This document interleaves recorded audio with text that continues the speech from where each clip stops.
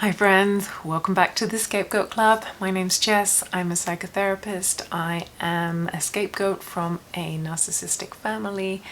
And this video I'm so excited about. I'm going to talk about the science behind forgiveness and how to deal with things like estrangement or people who are perpetually disrespecting us in our relationships. Stay tuned, it's going to be a good one.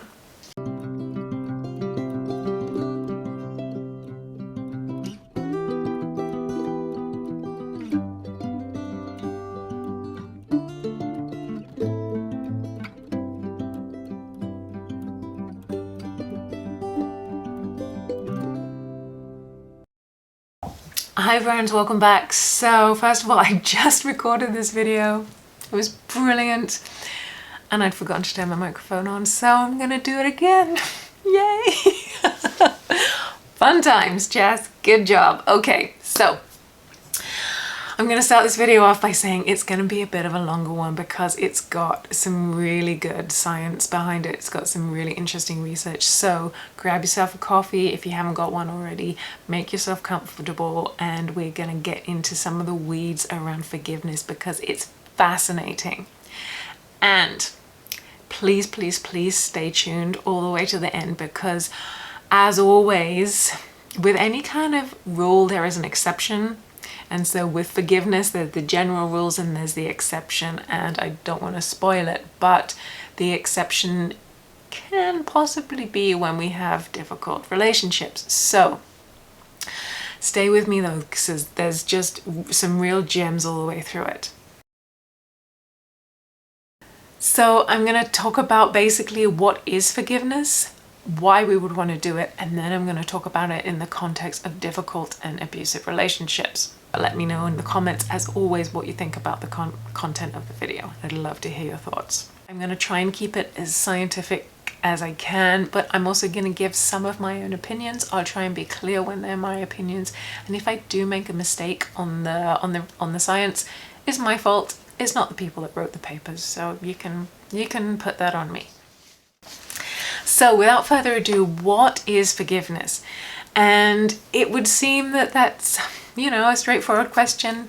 Doesn't have a straightforward answer. It is complicated. So there are a couple of types of forgiveness, which I will come to in a moment. But basically the idea around forgiveness is that it seems to be a kind of an adaptive kind of mechanism that humans need and that we've developed to be able to try and get on with our community, with our people, with our families, with our tribes, to be able to survive and to get on with people when we've been hurt, when there's been a wrongdoing, when someone's done something, committed a transgression, committed a crime towards us, whatever it may be. When we've been wronged, then forgiveness is kind of a way for us to try and move forwards. So what isn't forgiveness? I want to be really clear. Forgiveness is not condoning. It's not pardoning. It's not excusing. It's not forgetting, reconciling, suppressing, repressing, or being in denial of what's happened. Forgiveness is a process that we go through that deliberately kind of moves us forwards from what has happened. So really, as I said, it's a way for us to move from a space of unforgiveness, which is related to feelings of anger, resentment, and hostility towards somebody, towards a space where we can think about empathizing with them, can potentially understand where they come from, and when it's appropriate, we can look to repairing the relationship. So when it's appropriate, really important. We'll come back to that at the end. So please don't skip around, but please stay tuned for that.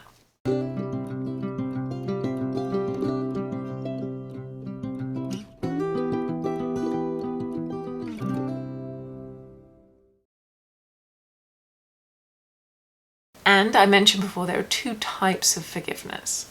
So there's what's called decisional forgiveness and emotional forgiveness. Now, decisional forgiveness I'm going to adjust that slightly. This is my interpretation, and I'm going to actually call it kind of more behavioral forgiveness versus emotional forgiveness. So behavioral forgiveness or decisional forgiveness is where we decide, and actually I'm going to read this so I get it right. It's where we actually decide to reduce our negative behaviors towards someone who's hurt us and either neutralize them or, if appropriate, replacing them with positive behaviors. And so my interpretation for this is it means that say there's someone at work, say, and when they walk into a room, we walk out. When they send us an email, we block them or ignore it.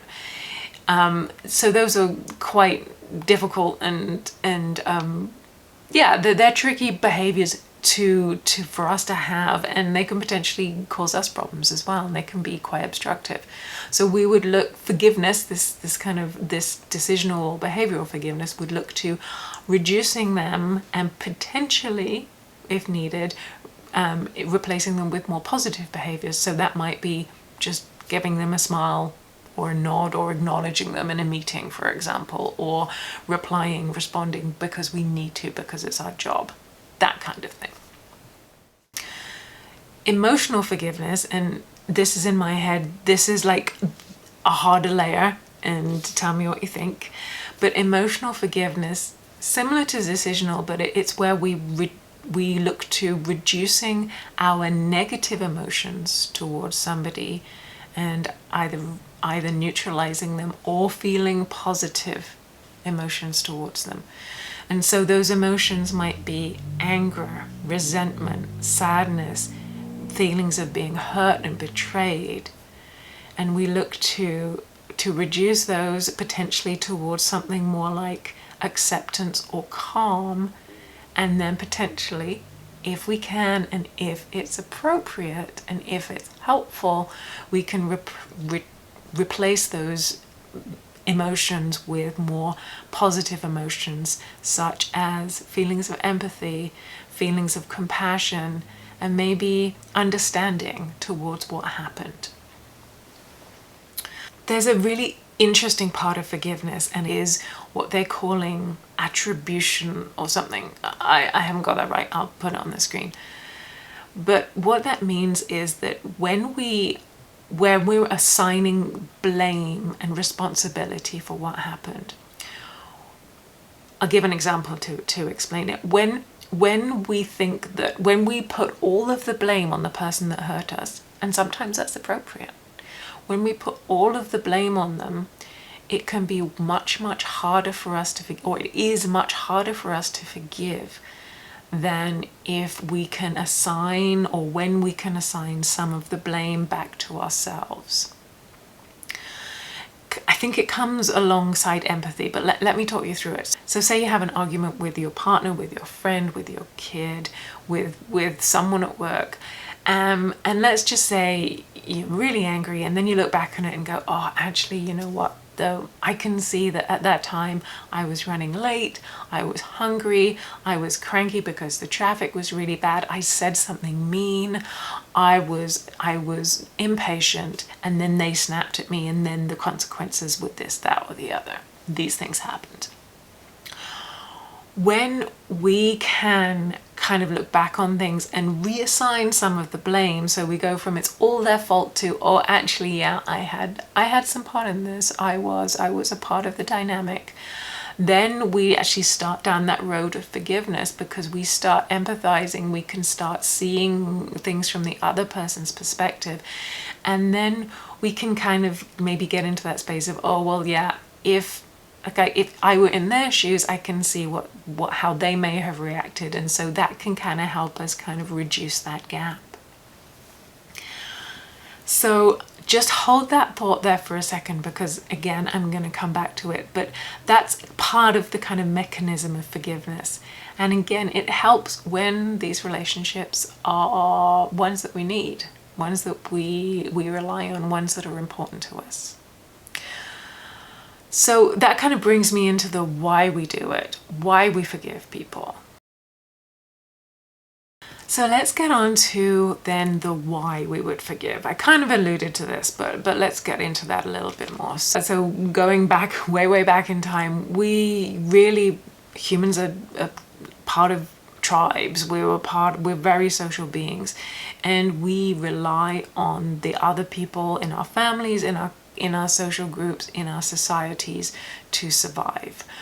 There was a time when if we were banished, if we were outcast, if we couldn't get on with people, we wouldn't live.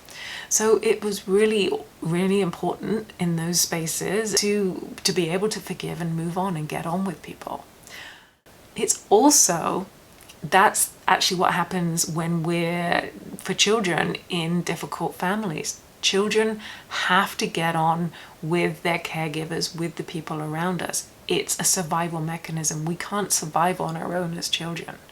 So we have to be able to get on with the people around us. So it is survival in that situation to be able to kind of forgive.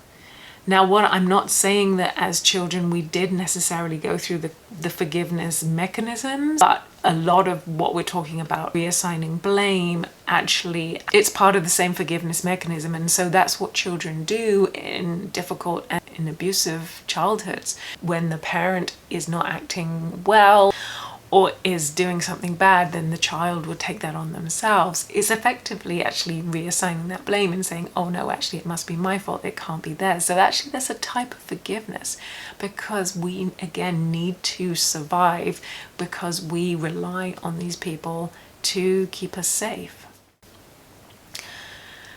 The other part of forgiveness is that being in a state of non-unforgivingness, whatever the word is for that, when we don't forgive people, it's actually really bad for our health. When we're in a long-term state of anger towards someone, feeling really resentful, it's very stressful. It can lead to anxiety and depression, hopelessness, helplessness. We can get physical reactions to it, fibromyalgia, back pain, high blood pressure. It's very, very bad for us to be in this space for a long period of time. So in that sense, forgiveness is really important as well. So what does that mean for us? Say, for example, of what do we do if we have, say, a narcissistic parent and we're really struggling with the idea of, do I forgive? Should I forgive? What do I do in this space?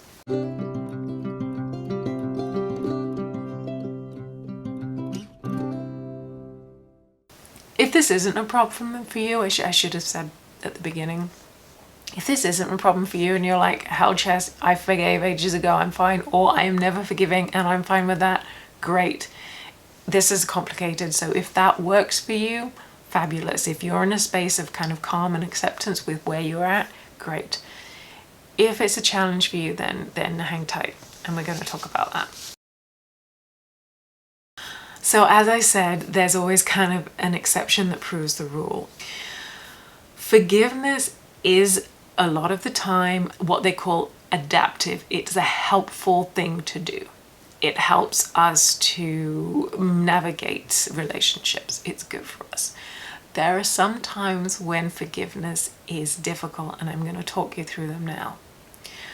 Forgiveness can be difficult. Actually, this part wasn't so well researched, but there was some indication to say that forgiveness can be not helpful when the crime that has been committed or the wrongdoing is very serious. So that's kind of the first caveat. When a very significant hurt has happened or crime has been perpetrated, whatever it is, that can be a space where forgiveness isn't helpful. Again, the research was kind of out on that, but good to know.